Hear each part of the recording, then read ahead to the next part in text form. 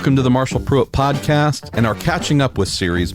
We're visited by two doctors who are like angels to those in the IndyCar series and have been so for decades. We're talking about Dr. Steve Olvey and also Dr. Terry Trammell. Dr. Olvey's book, Rapid Response, highlights the work that both of these good men have done in kart, in Champ Car, and the IndyCar series for so long to not only mend broken drivers, but help move the state-of-the-art of driver safety through vehicle design, through barrier technology, through a wide-ranging number of modifications to improve the likelihood of healthy outcomes, if not just vastly improved outcomes, in the event of a crash. The book Rapid Response is, finally and thankfully, a documentary debuting Friday night in Indianapolis. Thanks to the docs who sat down earlier in the week in Indianapolis, get to hear some of the tales that really and truly make their work and this documentary and the book Rapid Response an absolutely vital part of what we do in open wheel racing. And hopefully here we will have news about where Rapid Response can be seen in a wider ranging capability. Thank you again to the Justice Brothers, to Cooper Tires, and TorontoMotorsports.com for making our podcast possible. And off we go with good doctors Olvey and Trammell. You guys are being honored, as you should, with a documentary that's debuting later this week. Beautiful, beautiful book, which I think many of us have read, Rapid Response.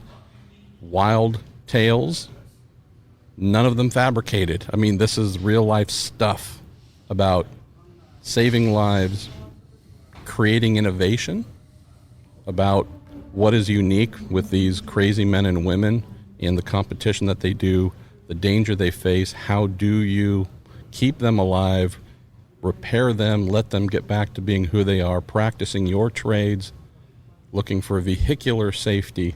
And there's so much contained within the book. I don't know why I didn't think of it earlier that, gosh, this needs to be a documentary. Where should we start, gents, on maybe the formation of someone coming to you and saying, hey, this is perfect material to bring to the big screen? Well, really the way this happened, I wrote the book back in 2006, and a fellow that his name's Mike Miles, who's the producer, worked for Universal Studios, and it was a race fan.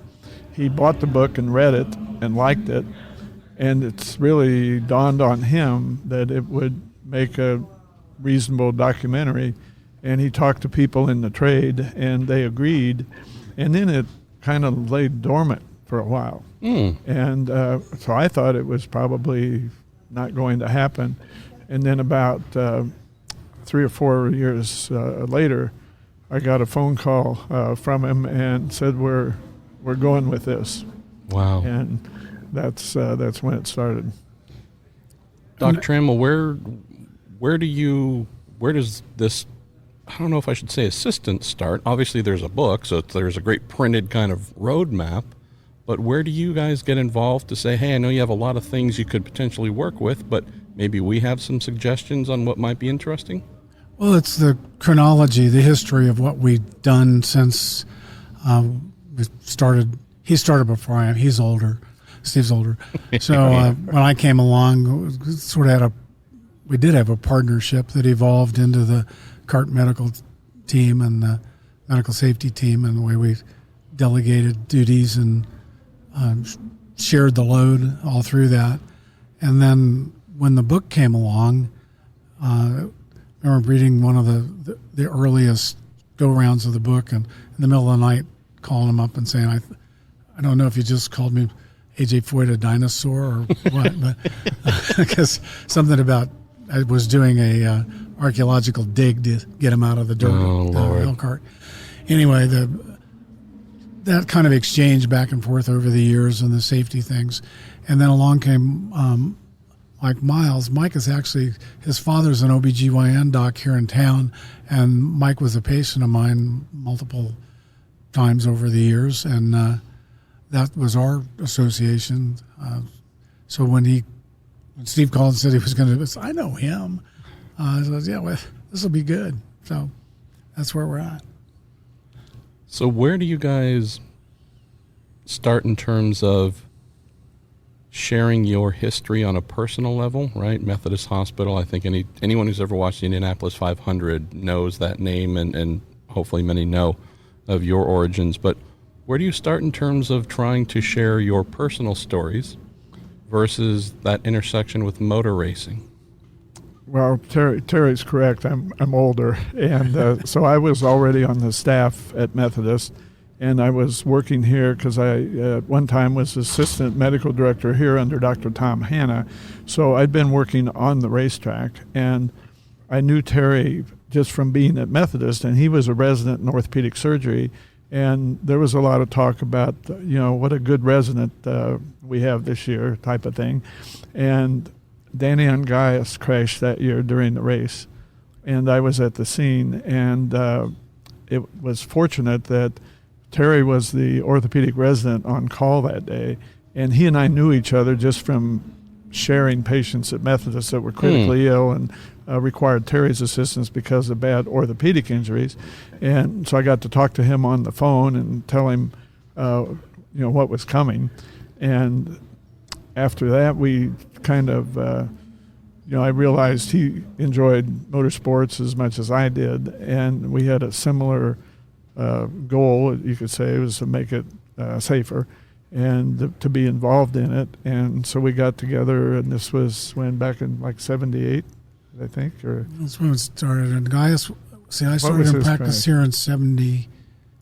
Actually, it started in July of 1980, and that was when Gaius was 81. Because I was a staff person by then, I wasn't a resident anymore. That's right. For about 9 months. Yeah, he was. That's right. He wasn't not a resident for Gaius. He was on call for orthopedic surgery.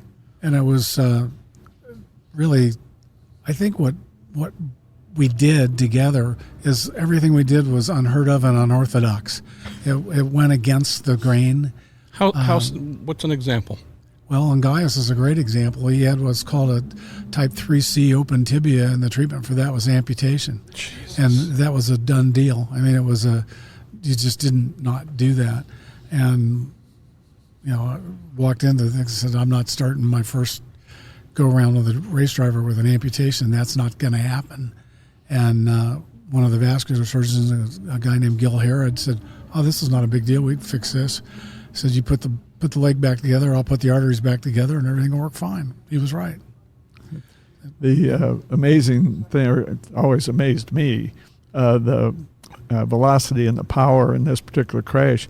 There was a hole in Danny's uniform, in his leg, and of the uniform, and the hole was made a piece of his tibia that went through the uniform over the wall and was found when they were cleaning up after the race, I think a day or two later. Jesus. Needless to say, I didn't use that piece. But you might need some duct tape and a little, alcohol to clean that off. Yeah, we had gadgets, and but that was the thing is all along from the inception of the traveling medical team, everything was against the grain, and it was not the customary, ordinary, this is what's done, because didn't know any better. When Mears got hurt in '84, that's a whole section of the book. It's a whole nother story. I was going to ask about that because I'm sure,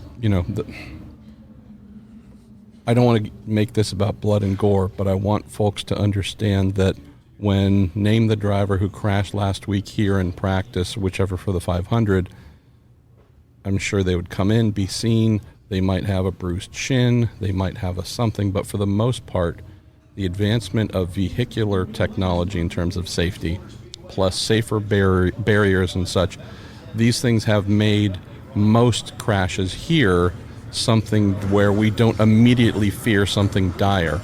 And yet, if we go back to the early years of your working in tandem with the vehicular design of feet ahead of the front axle, right.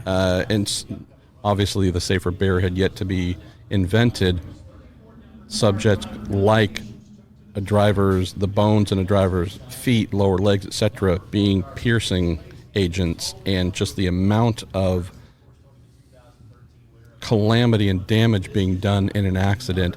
This, obviously you can't be squeamish in doing what you do, but this sounds like you're dealing with, plane crash and bomb victims from what you're having to tend to. That's exactly right. And in Rick's crash, he crashed right behind us in the safety truck.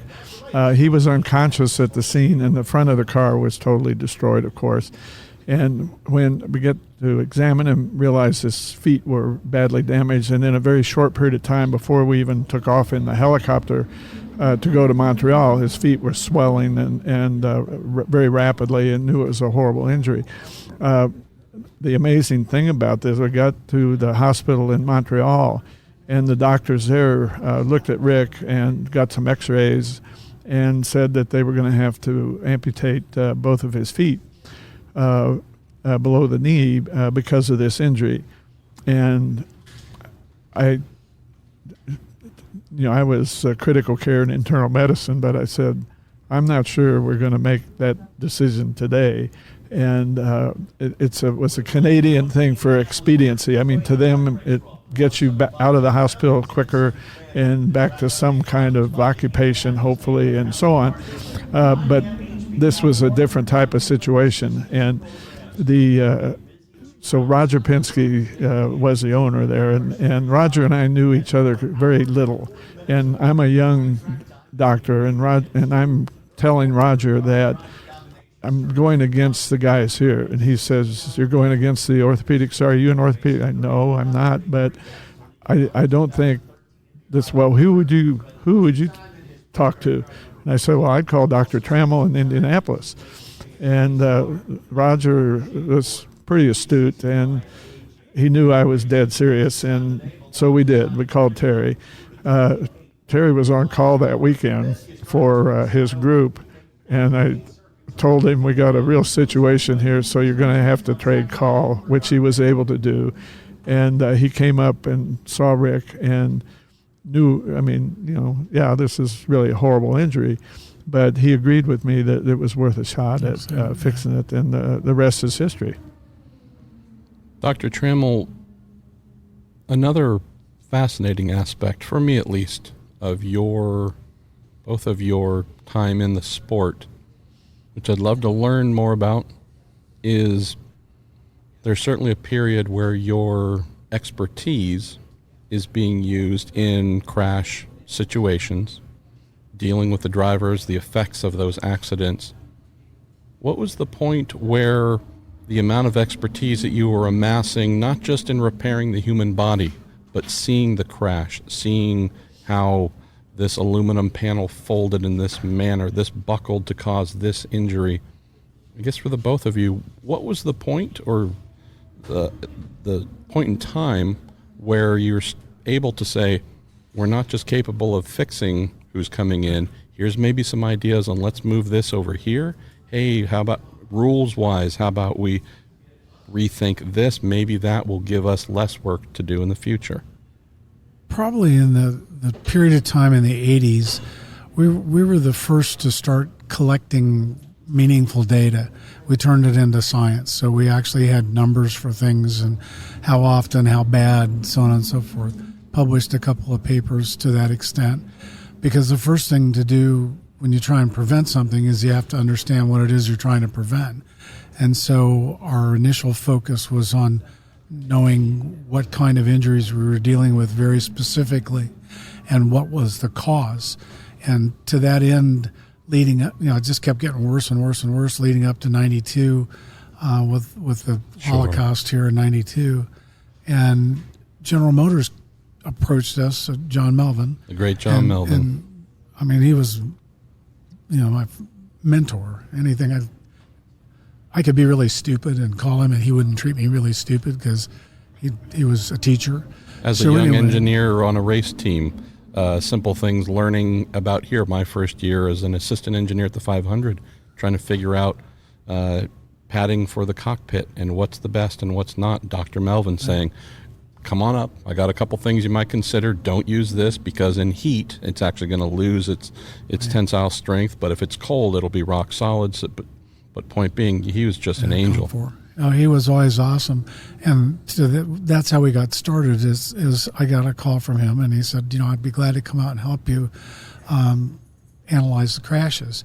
So he came out on the Tuesday, I think, after the 92 500, and we literally photographed and measured everything we could get our hands on all the way around the track, how far the poles were apart, how high, this, that. I mean, we just measured, went and got the cars and made measurements of the cars and then correlated that with all the x-rays. And that was really the beginning. And the General Motors Motorsports Technology Group fostered that relationship. I went back and forth to Detroit on a regular basis for a couple of years while they started that whole ball rolling. How do you do that? And that led to multiple innovations in the way the car was designed, making the nose cone longer. We figured out how much longer it needed to be by how much shorter the legs got. So yeah, actually, before 92, when we first did the paper that we published, one of the things that happened that had never happened before is the two doctors started talking to the engineers and the team managers and the chief mechanics and so on about, we're breaking everybody's feet and ankles. Is there a way to move the driver back? Do we have to keep moving the driver forward? But at that time, their feet were ahead of a line through the center of both front wheels. So the first or second or third thing to hit the wall is the driver's feet. And so just a simple thing like that made a difference. We learned that the pedals used to be very thin. And when your foot impacted the pedals, the pedal would act as a scythe. It would break all the bones in the base of the foot. And all it took was making the pedals wider so they were the same width as the person's foot. And then it was a whole different story, and you could control this type of injury. And that was a time that this kind of thinking started, and it's led to all the things that have been done today that's lasted over many years. And now that's basically my full-time job. Is I'm retired from providing care, and I'm in the business of trying to avoid injury, out of the repair business and the full-time prevention business. And the amount of data that we collect very quickly after an accident, whether it's video, PI data from the team, the ADR data from the car, ear accelerometers, it literally is a full-time job. I just take it home and do it. One of the things Terry worked so hard on all the orthopedic injuries, and those can be life-threatening in certain situations. The other thing that I was involved in a lot was head injury, because I had to take care of all kinds of really horrible head injuries doing neurocritical care for so many years. And we started working on concussion, and we learned what causes the type of injury that makes you have a concussion, and looking at what we could possibly do with the cars. And it's remarkable that, and this is a fact, a lot of people that might listen to this may think we're crazy, but we have not had a concussion in 3.5 years in a sport where people are going 230 miles an hour and running into a solid barrier. And no other sport has come close to that. And it's all physics and the anatomy and how the head is contained at the time of the injury, and it's working. And the predecessor to rapid response was yellow. Yep. And in that, there's a section. I work with Jeff Horton, who's the director of engineering safety for IndyCar. Anyway, I'll go to Jeff and say, okay, I need this, and this. How are we going to do that? Well, that whole head surround, what we have in the car now, evolved from some little things and big things to the point that we've actually tested the head surround with a dummy without a helmet. It works just as well whether you got a helmet on or not. So if you didn't get hit in the head with something, you probably wouldn't need a helmet. We're going back to leather caps and goggles, friends. It could happen. As long as nothing flies in the car and hits you, or you hit your head on something in the car. Nothing solid hits your head, yeah. So if we could prevent that, which we're working on as well, but those are the kinds of things that evolve, and it's a group effort. You always have somebody that knows more, and I would say my success was always I knew who to ask for what I didn't know, and so I asked a lot of people a lot of things along the way. That's some amazing wisdom right there. Gents, let's close on one or two items. We were speaking before we started recording about how race car drivers, team owners, there are lots of mechanisms in the sport for them to be recognized, Hall of Fames and whatnot. It's not often in film and documentary form where folks who are just as deserving, folks who, the ones you two have mended for decades, look to you as heroes. It's not often that the folks who are taking care of the stars get honored with something like this. Know that you guys you've never looked for the spotlight. That's never been your personality. But just share some thoughts on what it's like knowing that, okay, maybe it's a little bit less of a secret, some of the cool stuff we've done just in service to the sport now that folks, hope starting here with this debut on Friday in Indianapolis and hopefully wider format soon after, can see two very distinguished and amazing careers. Well, we actually showed a screening, they call it, that the producers wanted to see before the real premiere, and that we did that in Miami a week ago, a little over a week ago, and we did it as a charity function, and we did it in a real movie theater, and 200 people signed up to go through the University of Miami and acquaintances. And the amazing thing to me is a lot of these people had nothing to do with motorsport. They didn't know anything about it, didn't follow the sport or anything. They had no idea that this kind of thing was going on. And after the movie, they were just dumbfounded. And I had several people, and a lot of women, not just guys, coming up to talk to me, but a lot of wives came up and said they had no idea that this kind of thing had gone on and what had been learned from it and how many people had been helped, not just in motorsports, of course, but this has gone out into other areas, passenger cars, the space shuttle. It's been boxing in the Olympics. So they were just awestruck, really.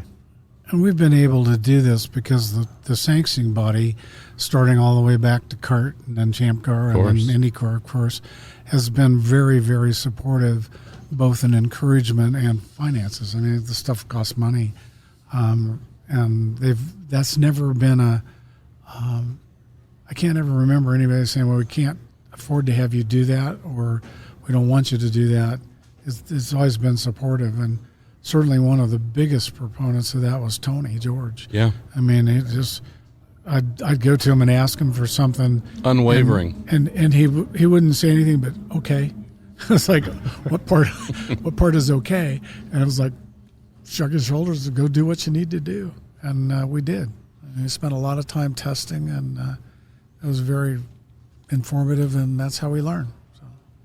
So. Terry's absolutely right on that, and one of the examples away from the speedway was the Texas race, where the cars were going so fast on small track, Texas World Speedway, that they were getting G-lock. They were affected when CART was looking to race by there. The gravitational forces of the track. And even though the sanctioning body stood to lose a lot of money, there was no question that unless some way could be figured out to slow the cars down and have a reasonable race, there was no question about canceling the race before we seriously hurt or killed somebody, because that was going to be inevitable. Rapid Response World Premiere this Friday, May 24th. I'm so happy for you, Doc Trammell, Dr. Olvey. Long overdue.